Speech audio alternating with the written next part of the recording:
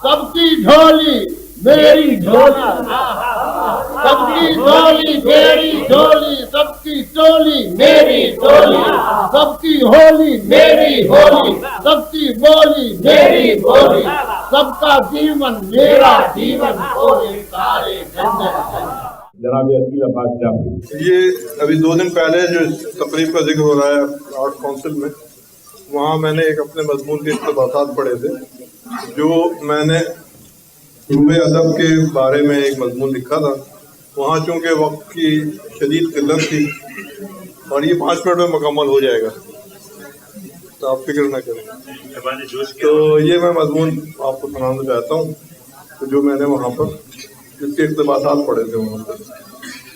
ये जुलाई 1920 का वाक़या है, जब शायर इनकलाब जोश मलियाबादी का पहला मजमूआ कलाम रूह अदब इशाअत के मरहले से गुजरा। जोश मलियाबादी 5 दिसंबर 1894 को मलियाबाद में पैदा हुए थे।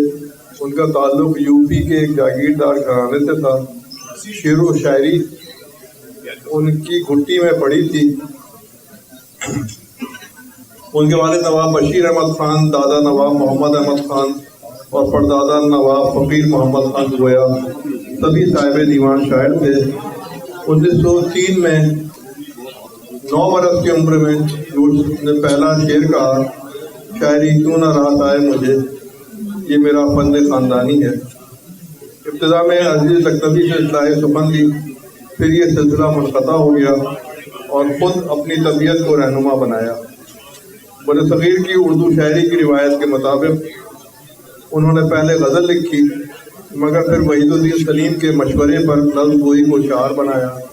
ये वो ज़माना था जब बरसग़ीर की शेरी फ़ज़ा पर इक़बाल और टैगोर के परचम लहरा रहे थे। जोश ने इन दोनों शायरों के असरात कबूल किए और सिर्फ 26 बरस की उम्र में अपना पहला मजमूआ कलाम रूह अदब तरतीब देने में कामयाब हो गए। जोश अपनी शोरा आफाक खुद नविश यादों की बारात में लिखते हैं, मेरी सबसे पहली 17 तस्वीरों वाली मुसव्विर तस्वीर रूह अदब गालिबन मेथोडिस्ट प्रेस लखनऊ से रफ़ी अहमद खान के मुकदमे और हज़रत अकबर इलाहाबादी की राय के साथ 1921 या 1922 में शाये हुई और हाथों हाथ फरोख्त हो गई।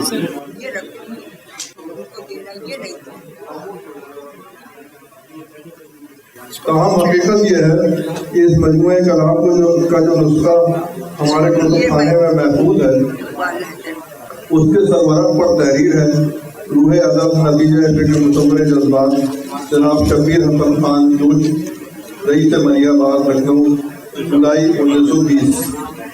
दूसरी बात यह कि इस मजमूए कलाम में मोहम्मदन कॉलेज अलीगढ़ और कैनिंग कॉलेज लखनऊ के साबिक़ ऑफिशियल प्रोफेसर रफ़ी अहमद खान के मुकदमे के अलावा सिर्फ अकबर इलाहाबादी नहीं बल्कि अब्दुल हलीम शहर की राय भी महफूज है, जो 2 सफ़हात पर मुश्तमिल है। यादों की बारात में जोश साहब ने इस किताब के मुताबिक एक दिलचस्प बात लिखी है, जिससे उनकी उस्ताद तबा और शख्सियत के खूब भी उजागर होते हैं कि इस किताब पर लागत आई थी 4 रुपये फी जिल्द। मैं नई किस्म का व्यापारी था, मैंने इसकी कीमत मुतय्यन की 3 रुपये फी जिल्द।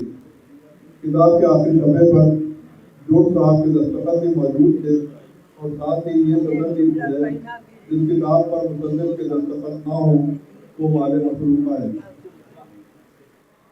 जोश मलियाबादी पर सनद का दर्जा रखने वाले नामवर मुहक़्क़िक़ डॉक्टर हिलाल नकवी ने अपनी किताब जोश मलियाबादी शख्सियत और फन में लिखा है, रूह अदब के हर नुस्खे के आखिरी सफ़े पर जोश साहब के जो दस्तखत शाये हुए थे उनमें शब्बीर हसन खान का कलम खुद लिखा हुआ है। ताहम राकब के कुतुब खाने में रूह अदब का जो नुस्खा मौजूद है, उसके सफ़े आखिर पर जोश ने अपने दस्तखत अंग्रेज़ी ज़बान में किए हैं। डॉक्टर हिलाल नकवी अपनी इसी किताब में मज़ीद लिखते हैं, रूह अदब को जोश ने मुसव्विर तस्वीर इसलिए कहा है कि इसमें 17 तस्वीरें भी शामिल थीं। इन तस्वीरों के बारे में हालीवुड रिल्टी लिखते हैं, उस ज़माने में फैंसी सिगरेट बड़ा मशहूर था। इस सिगरेट को बनाने वाली कंपनी ने एक जिल्दत ये की थी, इस सिगरेट के हर डिबिया में किसी यूरोपीय हसीना की तस्वीर हुआ करती थी। इस तर्ज पर रूह अदब में मशरक़ी हुस्न के साथ तस्वीरें थीं। यादों की बारात में जोश ने रूह अदब को अपने दौरे तसव्वुफ़ व तकश्शुफ़ की यादगार करार दिया है। اس شعری مجموعے کی انفرادیت یہ بھی تھی کہ اس میں نثر کو بھی بہت اہمیت دی گئی تھی۔ مجموعے کے 97 صفحات پر ان کی نظمیں، غزلیں اور خطات ہیں، جن پر ٹیگوریت، اور 56 صفحات نثر سے مخصوص ہیں جن پر ٹیگوریت کی پرچھائیاں دیکھی جا سکتی ہیں۔ اس نثری اظہار پر بھی جوش کا شعری مزاج حاوی ہے۔ اس مجموعے کلام میں غزلوں اور نظموں کے ساتھ ساتھ چند رباعیاں بھی موجود ہیں، جن سے یہ ثابت ہوتا ہے کہ جوش نے اس فلم کو بہت کم عمری سے اپنایا تھا، اور ان کی اپنی یہ رائے غلط ثابت ہوتی ہے کہ انہوں نے اپنی عمر کے 40ویں برس میں رباعی کو اختیار کیا تھا۔ اس مجموعے کلام میں دنیا کی بے ثباتی سے متعلق ایک لفظ بھی موجود ہے، جس کے حاشیے میں تحریر ہے کہ یہ فرد مصنف کے ایک نو تفصیل مرثیے کے ہیں۔ اس مجموعے میں نفس مطمئنہ کے عنوان سے وہ لفظ بھی شامل ہے جس میں حضرت علی کی ذات کو محور فکر بنایا گیا ہے، اور جس میں موت پر غالب آنے کو کردار کی عظمت قرار دیا ہے۔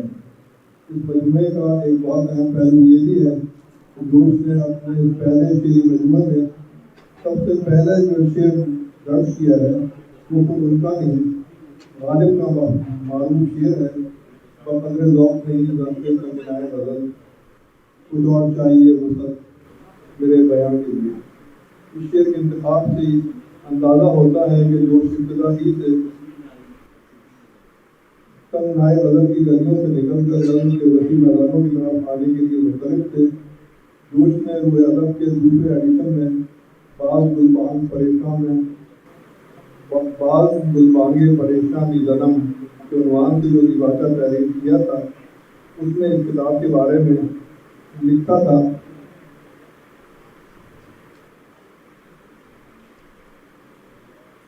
میرے کلام کا یہ سب سے پہلا مجموعہ ہے جو 17 رنگین و سادہ تصویروں کے ساتھ 1920 میں ملیح آباد سے شائع ہوا تھا۔ میرے ان بیتے ہوئے دنوں کی سادہ اور رنگین یادگار ہے جو اب کبھی واپس نہیں آ سکتے۔ اس کتاب میں میرا موسم بہار سانس لے رہا ہے اور میری نسیں بھیگتی ہوئی نوجوانی محض سرور ہے۔ پرچم میں دیواچے کی تحریر کے وقت بھی اپنے موسم بہار کے اختتام کو تقسیم نہیں کر رہا ہوں، لیکن وہ زمانہ ہی کچھ اور تھا۔ ان فوان شباب کی کلی کے چمکتے وقت خون میں جو چاچا لگانے والی حرارت، جذبات میں جو شدت و شگفتگی کی موجود ہوتی ہے، اور عقل میں ناتجربہ کی بنا پر جو ایک اجنبی و خامل سے پائی جاتی ہے، اور ان کے لطیف انتظار سے نوجوانی کے سر پر جو ایک افسو بلوچ کو افسانہ بار میں کٹا چھائی رہتی ہے، اس کی شرح تو خیر بڑی بات ہے۔ اگر آگے چل کر کوئی اس موسم برفبارہ کے تصور کو اپنے دماغ میں اجاگر کر لے تو یہ سمجھیے کہ غیر معمولی انسانوں سے بھی کچھ بڑا ہوا ہے۔ اس کتاب میں میرا 9 برس کی عمر سے لے کر 1920 تک کا کلام موجود ہے۔ میں نے 9 برس کی عمر میں شعر کہنا شروع کر دیا تھا۔ یہ بات میں نے خلاف واقعہ اور غلط کی تھی، کیونکہ یہ کسی انسان کی مجال نہیں کہ وہ خود سے شعر کہے۔ شعر اصل میں کہا نہیں جاتا، وہ تو اپنے آپ کو کہلواتا ہے۔ اس لیے صحیح طرز بیان اختیار کر کے مجھے یہ لکھنا چاہیے کہ 9 برس کی عمر سے شعر نے مجھ سے اپنے کو کہلوانا شروع کر دیا تھا۔ جب میرے دوسرے ہمسن بچے پتنگ اڑاتے اور گولیاں کھیلتے تھے، اس وقت کسی گوشے میں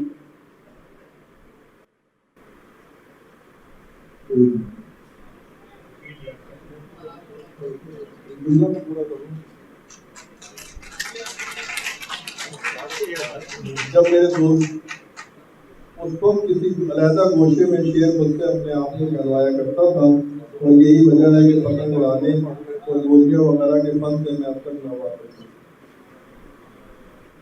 چند سطریں رہ گئی ہیں۔ جوش ملیح آبادی کے پہلے مجموعہ کلام روئے ادب کا پہلا ایڈیشن جولائی 1920 میں شائع ہوا تھا۔ اب اس کی رات کو 102 برس 103 برس مکمل ہو گئے ہیں۔ ہونا تو یہ چاہیے تھا کہ ادب دوست اور جوش شناس اس 10 سالہ یادگار کو جوش خروش سے مناتے، مگر شاید کسی کو یاد ہی نہیں کہ اب سے 100 برس پہلے اردو ادب اور جوش کی زندگی میں کیا اہم واقعہ پیش آیا۔ بہت شکریہ۔ پوچھتی نہیں پینے سے بھی افکار کی پیاس، یہ ان کی بھوک آ جاتی ہے۔